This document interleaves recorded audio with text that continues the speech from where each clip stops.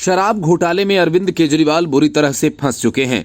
मनीष सिसोदिया और संजय सिंह पहले से ही इस मामले में जेल में हैं और अब केजरीवाल ईडी के निशाने पर हैं। लेकिन शराब घोटाले का ये मामला केवल दिल्ली तक ही नहीं रुकेगा। माना जा रहा है कि इसकी जांच की आंच में पंजाब की सरकार भी झुलस सकती है और इसी वजह से आम आदमी पार्टी के विधायक कुलवंत सिंह के घर और कार्यालय पर भी छापेमारी हो चुकी है।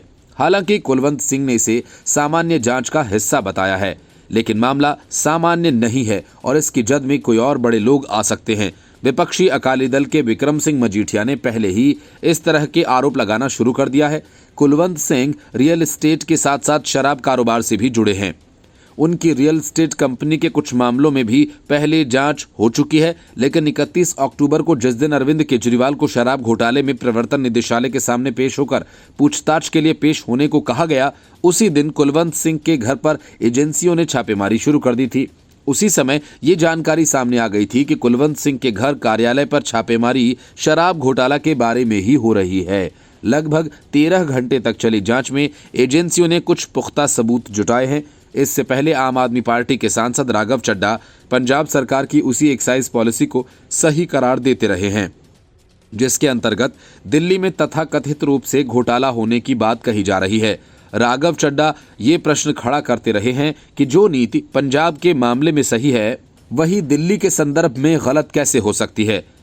कहा यहां तक जाता है कि राघव चड्ढा पंजाब सरकार के कामकाज में बहुत अधिक दखल रखते हैं और दिल्ली से कुछ नेता पंजाब सरकार के कामकाज पर बारीक नजर रखते हैं। इसकी पूरी रिपोर्ट अरविंद केजरीवाल को दी जाती है। पार्टी की इसी गतिविधि को शराब घोटाला से जोड़ते हुए कहा जा रहा है कि आम आदमी पार्टी के नेता पंजाब सरकार में भी कामकाज को उसी अंदाज में प्रभावित करने की कोशिश की होगी जिस तरह से शराब घोटाले के मामले में दिल्ली में की गई। ऐसे में अनुमान ये लगाया जा रहा है कि दिल्ली की तरह पंजाब में भी घोटाला सामने आ सकता है और उसकी आंच में खुद मुख्यमंत्री भगवंत मान तक आ सकते हैं। कुलवंत सिंह के यहां हुई जांच सीधे तौर पर दिल्ली के शराब घोटाला से जुड़ी हुई है।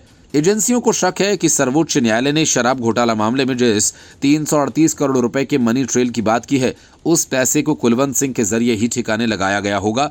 जांच एजेंसीज यही पता लगाने की कोशिश कर रही हैं कि क्या रियल एस्टेट कारोबार और शराब कारोबार के पीछे कुलवंत सिंह ने ही इस पैसे को ठिकाने लगाने की कोशिश की। यदि ऐसा हुआ तो जांच एजेंसियां इस मनी ट्रेल को स्थापित कर अपनी जांच को पुख्ता करना चाहेंगी, जिससे उनका केस सुप्रीम कोर्ट तक मजबूत बना रहे और उनकी साख पर कोई असर न आए।